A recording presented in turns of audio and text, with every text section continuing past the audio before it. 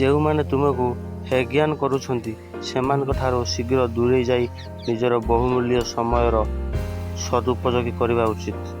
କାହାକୁ ଅଧିକ ଖାତିର ନକରି ନିଜର ସମ୍ମାନହାନି କର ନାହିଁ। ଝଡ଼ି ଯାଉଥିବା ଫୁଲ ପୁଣି ଥରେ ଗଛକୁ ଫେରିପାରେନି। ତେଣୁ ଅତୀତ କଥା ଚିନ୍ତା ନକରି ବର୍ତ୍ତମାନକୁ ଭଲ ପାଆନ୍ତୁ।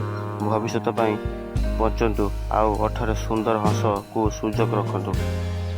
ଡାଳରେ ବସିଥିବା ଚଢ଼େଇ କେବେ ବି ଡାଳ ଭାଙ୍ଗିଯିବାର ଭୟ କରେନି, କାରଣ ତା'ର ବିଶ୍ୱାସ ଡାଳ ଉପରେ ନୁହେଁ, ନିଜ ଡେଣାରେ ଥାଏ। ସେହିପରି ମଣିଷକୁ ନିଜ ଉପରେ ବିଶ୍ୱାସ ରଖିବା ନିହାତି ଉଚିତ।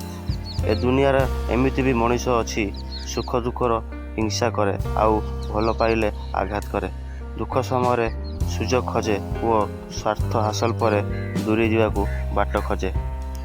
ଯୁକ୍ତିଠାରୁ ନୀରବତା ଭଲ। ପ୍ରତିଶୋଧ ନେବାଠାରୁ ରାସ୍ତା ବଦଳି ଦେବା ଭଲ। ଆଉ ସ୍ୱାର୍ଥବାଦୀ ମଣିଷ ସହିତ ଚାଲିବା ଅପେକ୍ଷା ଏକା ଚାଲିବା ଅନେକ ଭଲ।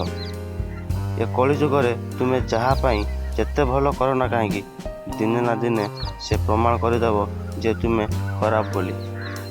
ପ୍ରତିଶ୍ରୁତିର ଓ ବାହାନା ଦେଖାଇ ସମ୍ପର୍କ ଭାବୁଥିବା ଲୋକ ଜୀବନରେ କଦାପି ସମ୍ପର୍କର ମୂଲ୍ୟ ବୁଝି ପାରେନି କି କେବେ ଶାନ୍ତିରେ ମଧ୍ୟ ରହିପାରେନି। ଗଛ ଲଗାଇବା ପ୍ରୟୋଜନ ନାହିଁ, କେବଳ ଗଛ କାଟିବା ବନ୍ଦ କରିଦିଅନ୍ତୁ। ଗଛ ନିଜେ ନିଜେ ଗଛ ଭରିଦେବ। ନଦୀ ପରିଷ୍କାର କରିବା ଦରକାର ନାହିଁ, କେବଳ ଆବର୍ଜନା ପକାନ୍ତୁ ନାହିଁ।